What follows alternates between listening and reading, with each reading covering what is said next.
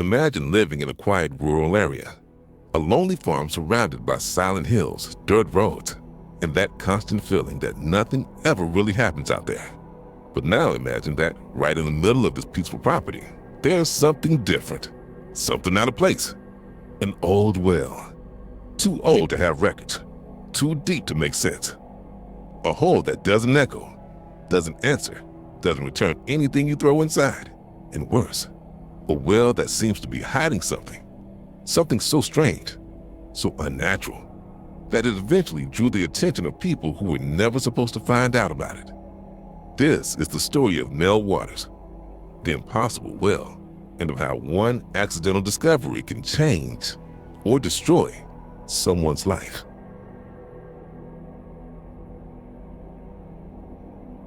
Mel Waters lived a quiet life in rural Ellensburg, Washington. His property was ordinary, except for one thing, an old well at the center of his land. About 6 feet wide, surrounded by weathered stones, with no known origin and no historical record whatsoever. Locals used it as a dumping spot, garbage, broken tools, old furniture. But unlike a normal well, nothing made a sound when it fell. Nothing. Not even the faintest echo.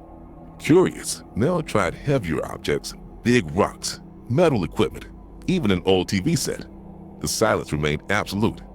Everything he tossed simply vanished. That's when Mel realized this wasn't a normal well. Something was wrong, very wrong. Determined to measure it, he bought tens of thousands of feet of industrial rope, more than 60,000 feet in total. He tied a heavy weight to the end and began lowering it. The rope went down, and down, and down. Hours passed. The counter passed 20 kilometers, and still there was no sign of a bottom. It felt like he was lowering the weight into a massive, empty space. Then things got stranger. Metal objects near the well began to vibrate, as if some kind of electromagnetic interference was leaking from below. Mel realized one terrifying truth. This hole was not natural. After Mel told neighbors about what he found, strange things began happening. Unfamiliar cars drove slowly around the area. Strangers appeared near his property, and a tense silence settled over the community. One morning, Mel found uniformed men standing near his land. No badges, no introductions, just watching. Later, he was stopped on a rural road by men claiming to be from a federal agency. They said the area was now part of an environmental operation, but nothing about their behavior resembled environmental work. It was deliberate and threatening. Days later, more men arrived, carrying equipment, metal cases, and black bags. They didn't ask permission.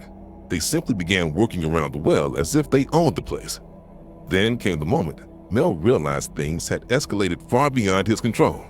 When he demanded answers, one agent said, "This area now belongs to the United States government.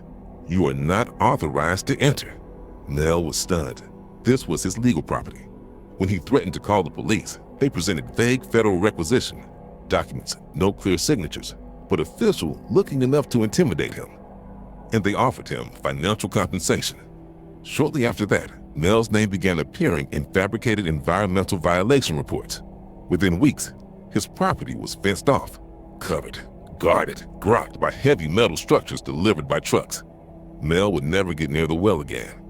When he tried to return days later, he found armed guards, barricades, surveillance, and a massive industrial winch lowering something deep into the darkness.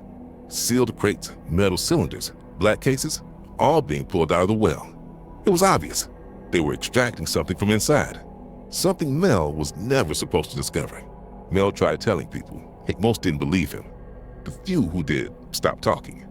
Then, months later, Mel vanished from public records. And when he finally resurfaced, he looked shaken and hesitant, like someone who had gone through something he wasn't allowed to describe. Worse, his story began to change. He started adding new, bizarre details, radios dying around the well, compasses spinning out of control, strange lights deep in the darkness, voices calling his name from below. Details so surreal that many people dismissed him entirely. For mystery communities, this is the moment Mel lost credibility. But that raises one disturbing question. Why would he suddenly add absurd, unbelievable details after telling a consistent story for so long?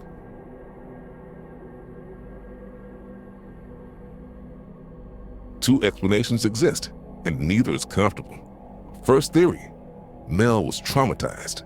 Something happened to him, something big, and it distorted his memory. Second theory, and the most popular, Mel was pressured or forced to add ridiculous details on purpose, not to reveal the truth, but to destroy his own credibility. If a story sounds exaggerated, nobody believes it. And if nobody believes it, how the real secret stays buried. Just like the well. To this day, nobody knows what was really at the impossible depth, what the government extracted, why Mel disappeared, or whether he was lying, or repeating what he was told to say. An endless well is strange, but what happened to Mel Waters may be even deeper, because sometimes they hide the truth, when all you need is to make the messenger sound insane.